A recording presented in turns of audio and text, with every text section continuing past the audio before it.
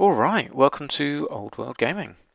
Earlier on this week, I did a video working out how much it would cost to buy a 2,000 point Orc and Goblin army.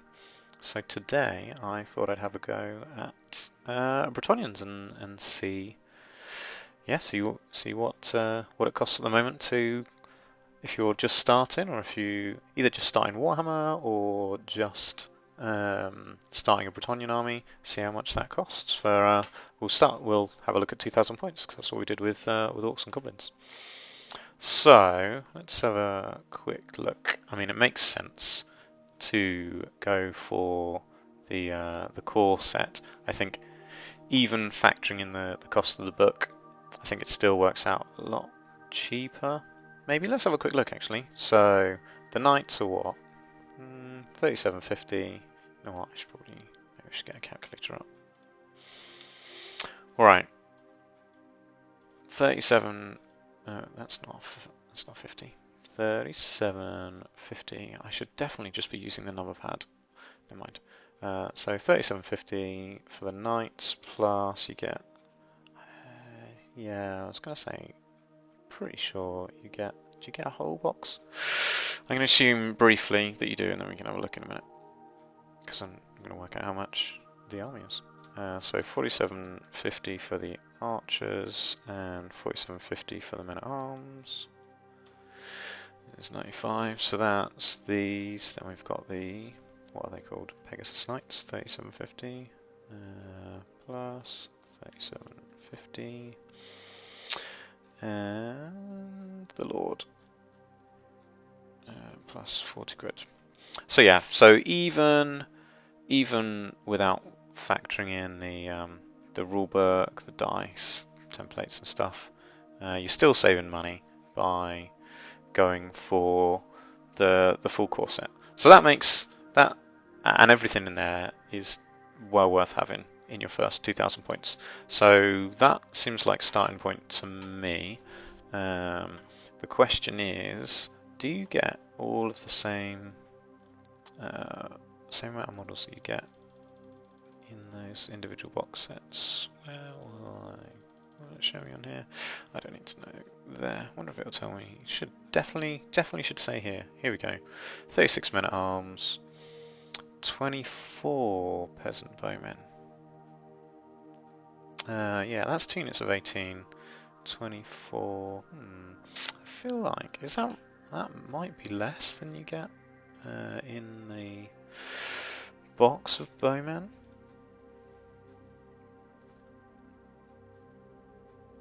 $36 bowmen. Here we go. Okay, fine.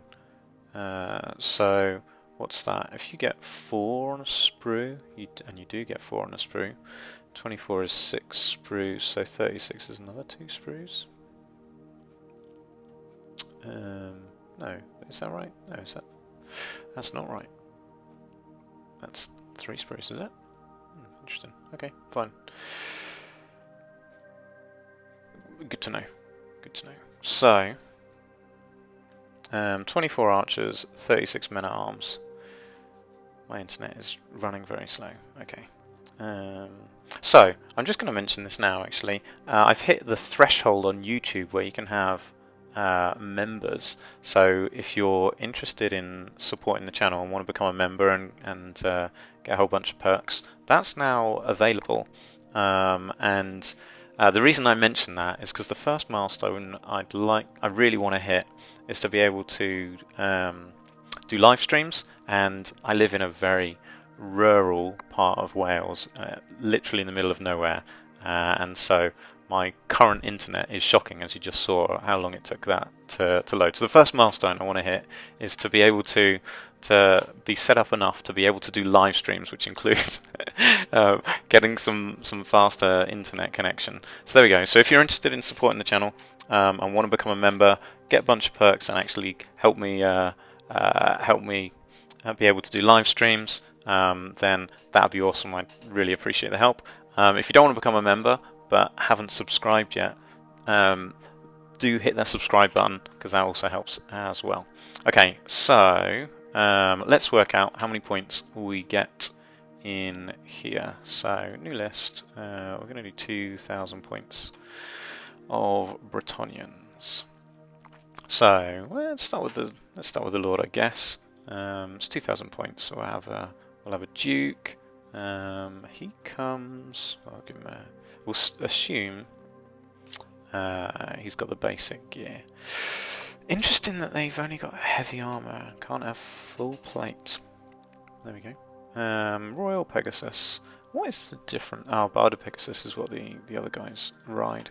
I wonder what a Royal Pegasus gets. I mean, he'll have a Royal Pegasus anyway.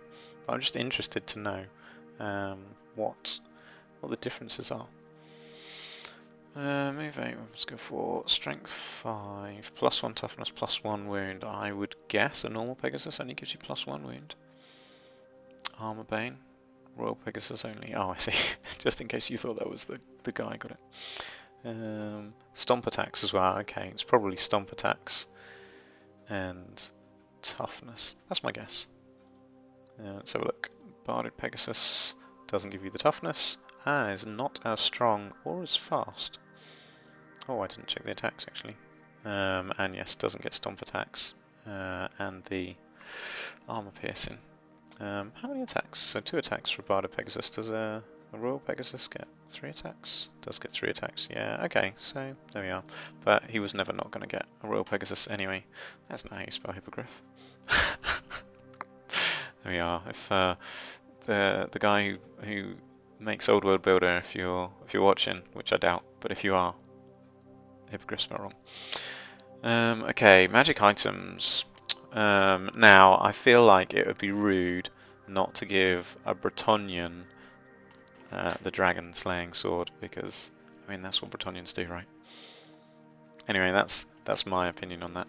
I haven't really looked at what kind of magic stuff they get. What's this? Anointed armor.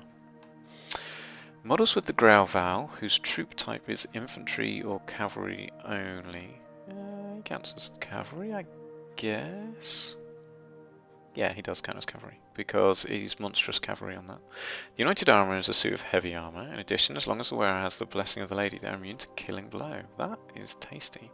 And multiple wounds. They're also very good. If the wearer suffers an unsafe wound from an attack, with either of these special rules, they lose only a single wound. Should the wearer ever lose the blessing of the lady, the effect is lost. And the blessing is a 6+ ward save against any wound, 5+ against attacks that are caused by strength 5 or higher. Okay, fine. Anointed armor. I mean, I don't think that's bad. I wonder if there's anything. What other things are there? Serene's locket. It means multiple wounds, so it's kind of half of that.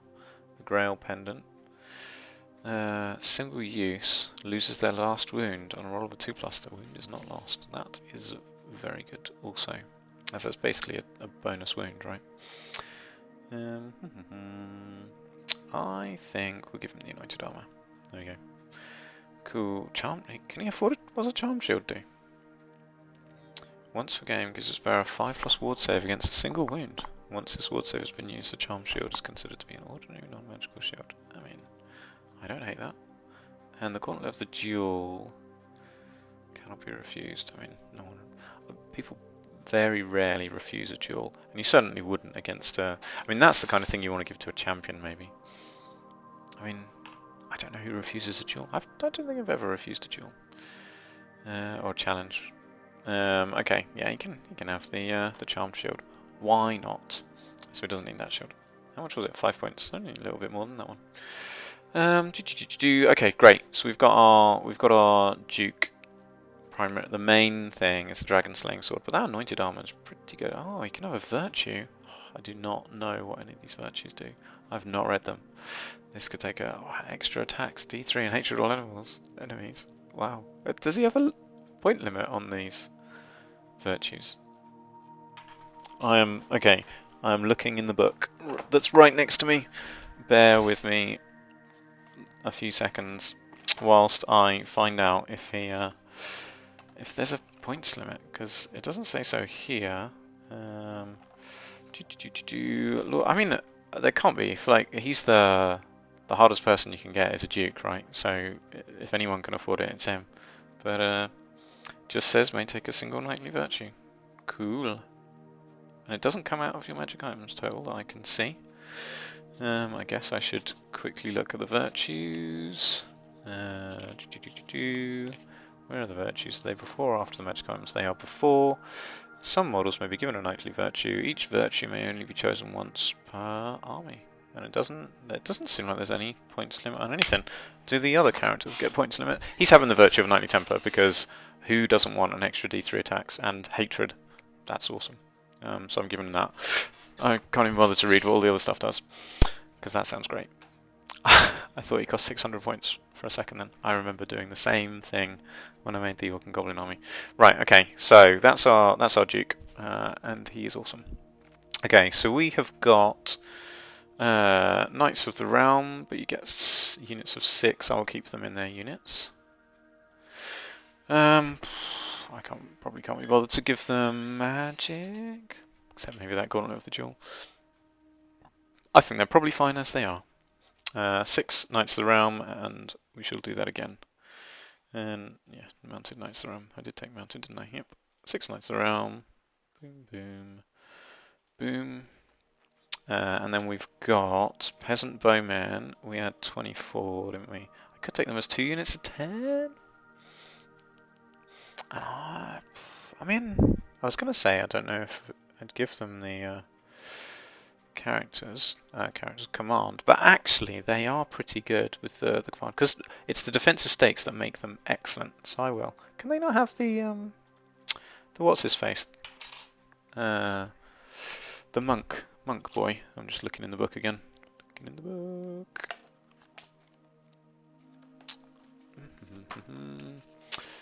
Peasant bowman, villain, standard bearer, musician. No, they cannot have the monk. Fine. That was me closing the book. The wind blew on the mic.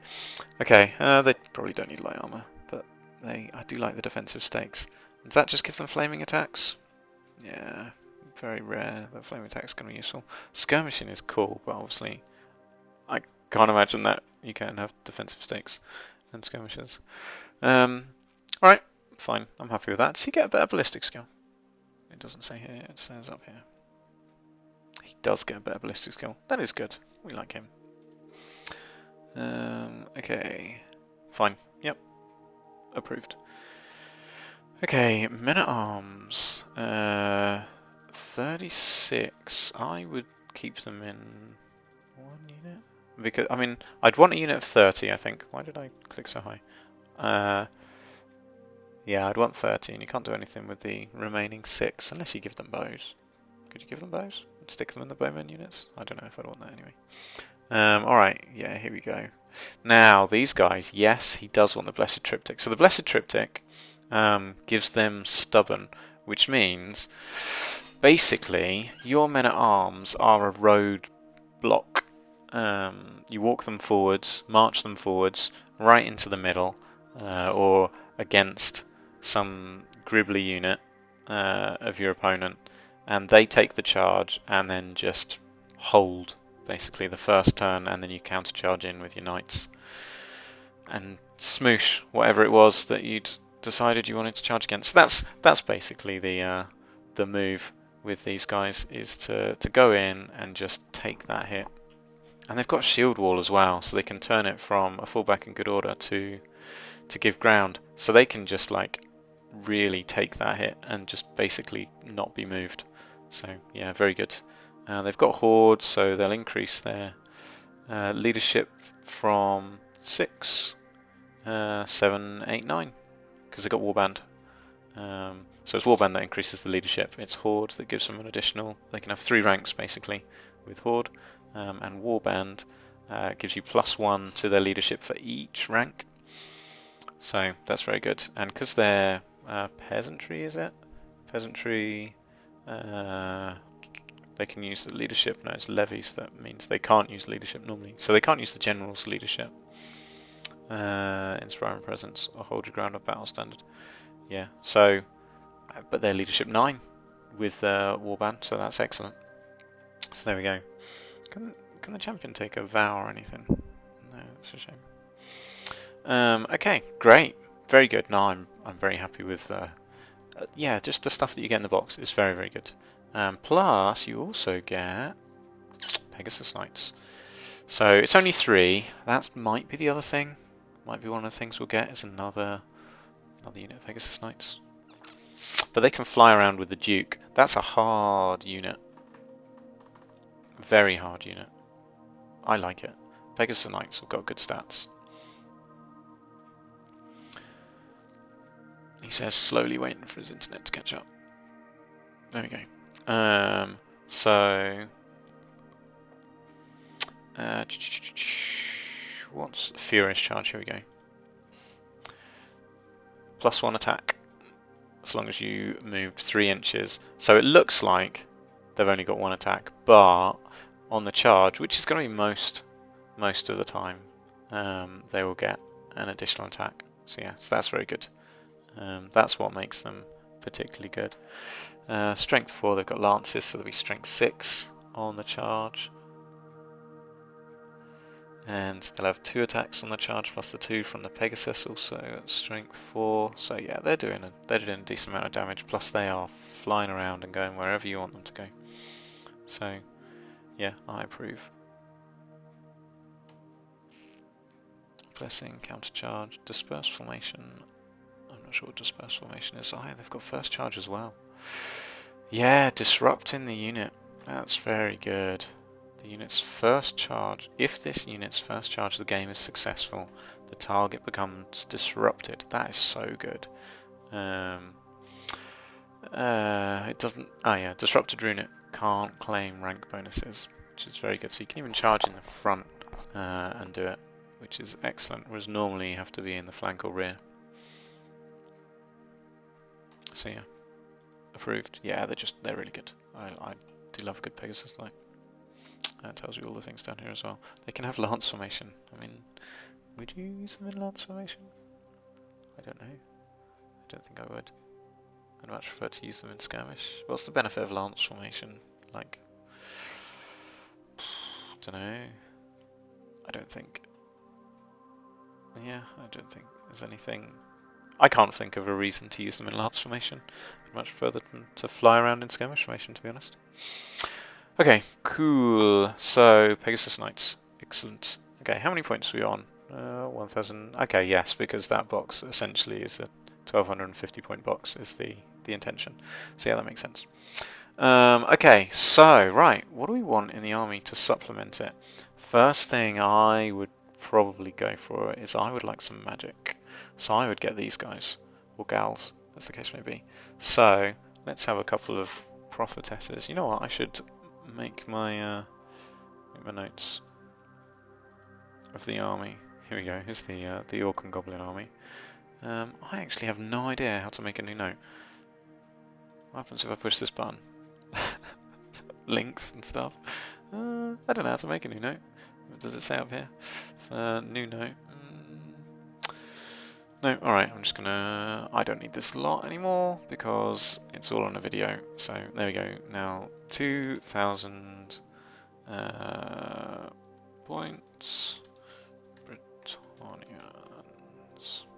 Bretonnians. There we go. Oh, I lost the heading. How do I put the heading back? Title. There we go. Okay. And that's not title anymore. Right, great. So, do I need to do that yet? I don't know. I've put main box. I probably should do this at the end. 155. And then prophetesses. 30 quid. Okay. Great. So that's us so far. So let's put that over there. Where's my? Here it is. Okay. So. So maybe we could get rid of one of these Knights of the Realm and have a. Oh, but we've got the models, so might as well keep them. Okay. Let's have. Where's the level 4 better off? Can a prophetess join the bowmen? I guess she doesn't need to join them, she can just hang around close to them. So, now, am I better off having the prophetess on a the level 4? Oh wait, oh yeah, damsels. Prophetess and damsel. Is it better to have the the level 2, I feel like level 2 is the better in the knights. Warhorse or Bretonnian warhorse. I mean, I guess that's just a normal warhorse, rather than a. It doesn't have barding and stuff. I don't know if it matters, but there we go. She's got a normal warhorse. Okay, fine. I don't know what kind of magic items she'll want. What are these? Silver mirror, dispel, single use, and may use it when attempting a wizardly dispel. If they do so, roll a dice when making the dispel roll and discard the lowest result. If a double one is rolled on any of the 2 dice, the bearer is outclassed in the art. Dispel attempt fails. If the attempt is successful, the spell is dispelled and the casting wizard suffers a strength 4 hit with an AP of -2. Is that it? Just to cause a wound on someone? Yeah. I'm very, very rarely in range to dispel. However, she is likely to be in range of a dispel. Think about it. So maybe that's not bad, because she's going to be in a unit of knights. Maybe that's okay. Roll an extra dice. Discard the lowest result. Okay. But if you get a double one on any 2 of the dice, so you're rolling 3 dice, and if you get 2 ones, you fail. But if you don't, you can discard the lowest dice to try and dispel. I mean, you know what, maybe that's fine. Alright, let's have it. Gauntlet of the Jewel. Why would you want Gauntlet of the Jewel? I don't know what Luckstone does. Is that ward save? Refill. It's fine. Anyway, she doesn't need anything else. I think that's fine. Yeah. I think that actually seems quite appropriate, because she's going to be relatively close into the action. So I think that's fine. Okay, cool. And then we'll have the level 4, who's going to be on foot, hiding, slinking around at the back, I think. As slinky as they get. It's tempting to give her a ruby ring of ruin. What do the others do? Sacrament of the Lady. Bearer of the Sacrament of the Lady may use it before making a casting roll. +2 to cast. I mean, you don't need that when you're level 4, really. Prayer Icon of Quenelle. Increases their dispel range by 3. Well, that's good. Additionally, when attempting to dispel a hex, +1 modifier. Yeah, I mean, that is very good also. Heart of the Wilds. Why is this? I thought normally they go down in frost. I guess, I mean, it's. Yeah, who knows. Bearer of the Heart of the Wilds gets +1 to cast while within any natural terrain feature. Okay. Woods, difficult or dangerous terrain. Okay, fine. Interesting. Probably don't need it when you're a level 4. Roll to. Yeah, interesting. Not useful. Gauntlet of the Jewel, Alice Greyhound, fine. Talismans. Yeah, I've got no idea what I should be giving her. What's the feedback scroll do? Once spells roll dice. For each roll of a 4+, the casting wizard loses a single wound. Now that is awesome. So it's a bit like a better version of the other one. Yeah, I mean, that's cool. You can 2 wounds instead of 1. Transmogrification. Doesn't that turn something into equal to or lower? Should they fail to turn into a frog? Okay, so wait a minute, I'm going to read this properly. The bearer may use this scroll instead of making a wizardly dispel attempt. The spell is cast as normal. Once the spell has been resolved, the casting player must roll equal to or lower than the casting wizard's level of wizardry on a single dice. Who? The casting player must roll equal or lower than the casting wizard's level of wizardry on a single dice. Should they fail, the wizard turns into a frog. I'm just trying to imagine how this works. Instead of making a wizardly dispel, so I'm assuming this wizard has to be within range to make a wizardly dispel attempt, but instead of doing it, they try and turn them into a frog using the scroll of transmogrification. And so the person who cast the spell then has to roll equal to or lower than their level of wizardry on the dice And if they fail, turn into a frog. Whilst transmogrified, the wizard can't cast or dispel any spells. Can't use any equipment. Reduces all characteristics except for wounds to 1 during each start of turn phase. Roll a dice for each transmogrified wizard in their army. On roll of 4 plus, the wizard returns to normal. How many people?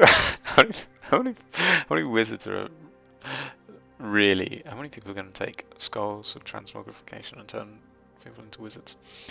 They get a permanent love of water. There you go. Extremely common. Imagine just having a couple of those on your wizard. But she's not going to be in dispel range very often, slinking around at the back. That's the intention. I don't know how good an idea it is to slink around at the back. I guess you can follow some men at arms around the battlefield as well. Don't know what Wand of Jet does. +1 to cast or dispel. Law for I do know what that does. Power, Arcane Familiar. Is that an extra spell? No spells from 2 lords of magic. Okay, fine. Okay. I genuinely don't know what to be given a prophetess. Particularly if she's got she can already get 4 spells. It's hard to resist the Ruby Ring of Ruin. I might just do it. She can have the Ruby Ring of Ruin, just because I can't bother to give her anything else, right? And she can take whatever Law of Magic. Anyway, I definitely spent way too long looking at her, because the key thing is working out how much it costs for 2,000 point army, not what it would take. Alright, sidetracked, very sidetracked. Okay, fine, so we've got those guys. Okay, so now the other thing I really like is a trebuchet. Now it is an expert kit, so if this is your first foray into Warhammer, if this is like your the first thing you're getting, would you really want to get one of these? It's quite a few fiddly bits. Let's have a look, see if it shows us the bits. But it is resin now, right? Is it resin? It's a resin kit. Okay, so resin is loads better than it used to be because it's metal, all made of metal. I am yet to build them. I will build them, and I'll probably do a video building one of them at least at some point. However, if they are, it doesn't show you the bits that they're in. That's a little bit sad. I was hoping to see. Yeah, it would have been nice to see. I wonder if this is the new resin one, or if this is just an old metal one that they've still got painted. Because it could just be the metal one, which is why they haven't shown you pictures of it.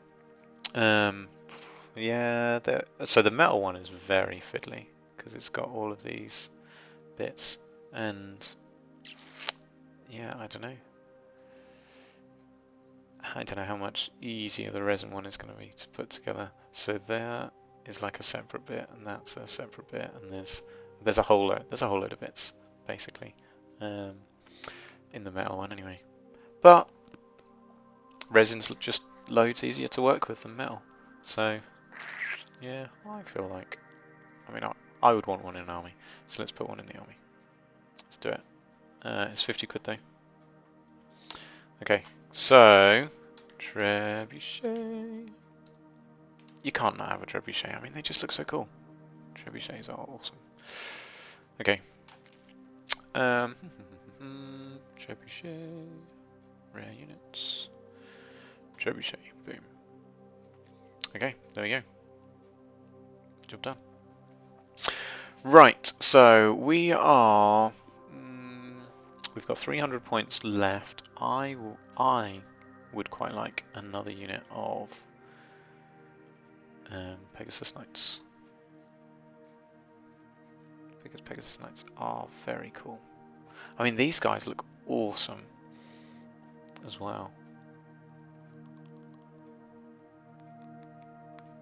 I don't know if I have a use for them in the army though. Like, I've got, I don't know what I would use them for. I don't know how best to use Knights of the Realm on foot. I mean, maybe more men at arms. Maybe splitting the men at arms into 2 units. No, you want to make use of their horde, really. So you don't want any less than 5, but you don't want any less than 20 men-at-arms in a unit. So, and there's 36, and they can't use that guy anyway. I mean, so arguably, I was umming and ahhing about giving the peasant bowmen a command unit. You could not use that command unit and get 2 units of 20 men-at-arms, because these guys, the guys who make the command unit, you could just give them the gear to fit in with the men-at-arms. That's actually really tempting. And then have 2 units of 20 men-at-arms, because their entire job is to just blunt charges, so that cavalry units, Pegasus Knights and Knights of the Realms, can then countercharge. Basically, I say countercharge, not using the actual countercharge spell, but to like flank charge. So that is probably a really good option. I may do that. Let's do that now. So what we're doing is 4 of the bowmen make your command, and you've got your friar, your Grail monk as well, who isn't on here, but you do get one. So I feel like these guys are definitely optional. Let's get rid of the 4 there. Let's turn this into a unit of 20, because that gives you your 3 ranks. All this unit's job is designed to do is to take 1 charge from something hard and to hold, and that's it. They've got stubborn because of the blessed triptych, and they've got shield wall, so that they will do that. So if we take 2 of those men-at-arms, because you've got all the models to do it. So I think that, to me, feels like a good move. I'm very happy with that, and that because that then just to me opens up the use for the extra unit of Pegasus Knights, because I just think they're very cool and I want them. Basically, that's why. Okay, so I don't know why I clicked into them. I don't have to go into them to get them. So Pegasus Knights. Yeah, unit of Pegasus Knights. Oh, I didn't think about. Did I give them full command here? Yeah, the first one I did give a full command to. This one, yeah, I guess so. I've not really thought about giving them a command. Oh, we could be missing a trick with some banners here. Like the Razor Standard is very cool. I really like the Razor Standard. Armor Bane 2 is just great. I really like it. I'd be tempted to. So one of the units of Pegasus Knights is going to have the Duke joining them. I'd be tempted to give that unit the Razor Standard. What's the Rampaging Banner do? Is that Frenzy? No, reroll its charge roll. Yeah. Blazing Banner, War Banner. Yeah, I think the Razor Standard. Okay, so one of these, the unit that the Duke's going in is getting the Razor Standard. What other options have we got? Magic Standards. Anything useful? What's these? An enemy standard captured by a unit carrying the Conqueror's Tapestry is worth 100 points. Trophy 4. I mean, that is cool, but you'd have to give it to the right unit. I mean, arguably, like a Pegasus Knight unit is not a bad unit to give it to, but I can't see them surviving the whole game, to be honest. A Pegasus unit, because there's only 3 in the unit, it'd have to be a big unit, I think, to give it that. But then if you had, like, if this was one unit of 6, the Conqueror's Tapestry would be good, because they'd probably survive. Ooh, I actually really like the Errantry Banner. +1 strength in a turn they charge. Sure, they gain impetuous, but +1 strength to your charge is very good. All models, I think that includes the mounts, right? So that makes the Pegasus strength 5 on the charge. I do like the Errantry Banner. I know impetuous can be a pain, but I do like it. Right, what are the other ones? Banner of Chalon, is that how you pronounce it? Enemy can't declare a stand and shoot. Ooh. Now that's very good, actually. They're having that, because they can go around and they can just take out uh, shooting units. I was trying to think of the term. What is the term? Not artillery. Missile units. Yes, that is a very, very good thing. So one set of Pegasus Knights can take out missile units. That's really good. Yeah, I really like that. Yeah, very good. And the other unit can, well, it's got the Razor Standard, so it's very good at taking out the armored stuff. And if he's in there as well, like his Pegasus gets armor piercing as well. So armor bane 3, armor piercing, armor bane. Yeah, very good. Very good. Okay, and we are more or less there. I think basically to finish it off, the last 30 points, you'd spend a little bit more time trying to work out what to give your prophetess, or I would anyway. Oh, let's just give her something. What is she? She's the she can have a law familiar. There we go. Boom. Right, and we're at 1997.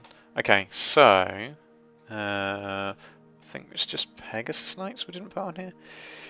Yes, we did some shenanigans with the men-at-arms and the bowmen, but that didn't cost us any extra. So how much were the Pegasus Knights? 37.50, 47.50, 37.50. Great. Well, now I lost my note. Here it is. 37.50.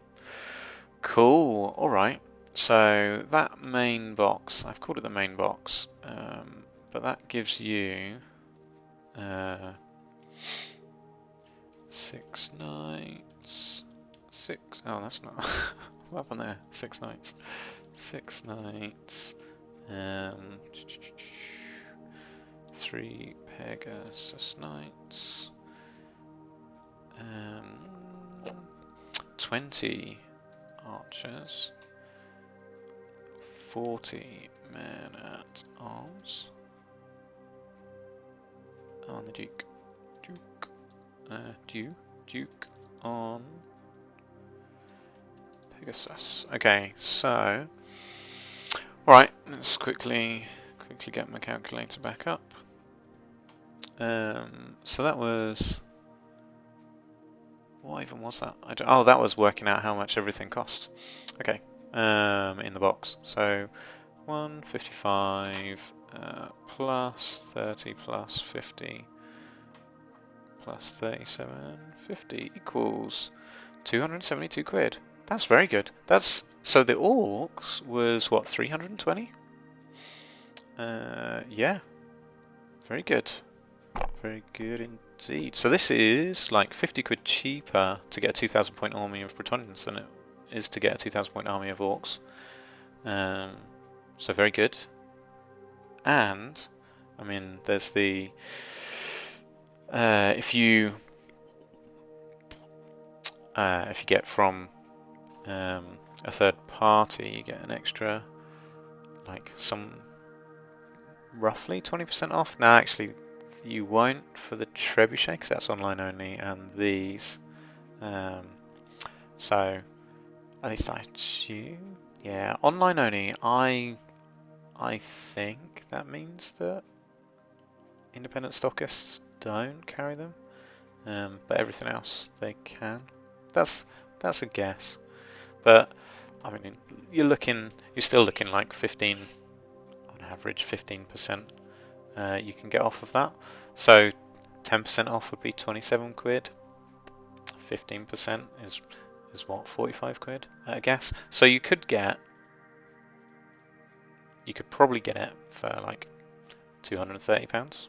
That's very good. So yeah, there we go. Cool. All right, that's been very good to find out. Plus, the benefit is if you're just starting. So here you go. If you're just starting Warhammer The Old World, that gets you the rulebook as well, which is an extra 40 quid normally. So you're saving 40 quid for there. And if you don't need it, you could flog it on eBay. I don't know how much they're going for on eBay at the moment, but it's got to be, it's more than nothing. So it's got to be somewhere between 20 and 40 quid would be my guess. I've not looked, But yeah, that would be my guess. So you could even make some monies back. Let's say you manage to find someone who wants a rule book. If you don't need it, you could make your 30 quid back, and then you've got it for 200 quid for your whole army. That's pretty sweet. So yeah, there we go. I think you'll easily be able to sell it for 27.50. Let's get rid of the 27.50. Boom, 200 quid. 200 quid for a Bretonnian army. So yeah, between 200 and 230 quid. That's I think that's very good. Cool. All right. Well, hopefully that's been interesting. I found it very interesting. Thanks for watching. Catch you in the next video. Just before you go, if you would like to support the channel and join the WAR, check out the membership section by clicking join. That seems to be found on the browser on the channel page. I think it's probably there on Android as well. It's certainly not there on my iPhone though, and I think that's an Apple feature of the YouTube app, is that it doesn't show the join button. But there we go. So if you do want to join, go check out the channel page on your browser. Alternatively, subscribing to the channel, subscribing to the channel is great help too. Also, every time I say subscribe, I think it makes the subscribe button glow, and that's cool. So I'm going to say it one more time. Subscribe. If it glows, there you go. Let me know. Alright, catch you in the next video. Thanks for watching.